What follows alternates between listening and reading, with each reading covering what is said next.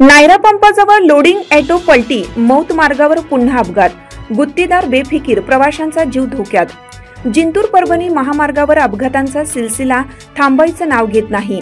रविवारी दुपारी 2:30च्या सुमारास नायरा पेट्रोल पंपाजवळ झालेल्या अपघातात एक लोडिंग ऑटो पलटी झाला।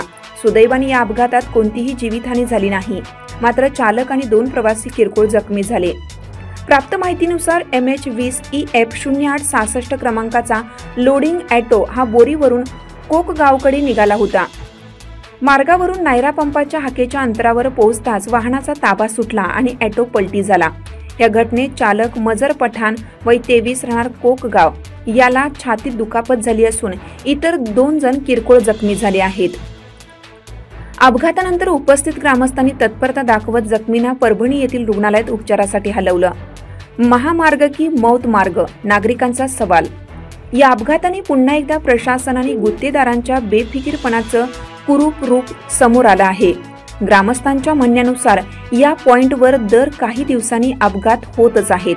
फक्त 2 दिवसापूर्वी याच ठिकाणी 3 वाहनांचा विचित्र अपघात होऊन 5 जण जखमी झाले होते।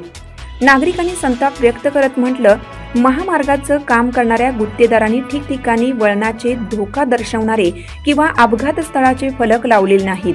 महामार्गावर ना रिफ्लेक्टर आहे ना इशारे, प्रवाशांचा जीव देवावर सोपवावा लागतो। गुत्तेदार झोपले, प्रशासन मौन, अपघात मात्र सुरूच। स्थानिक नागरिकांनी प्रशासनाकडे ठेकेदारावर कारवाईची मागणी केली आहे।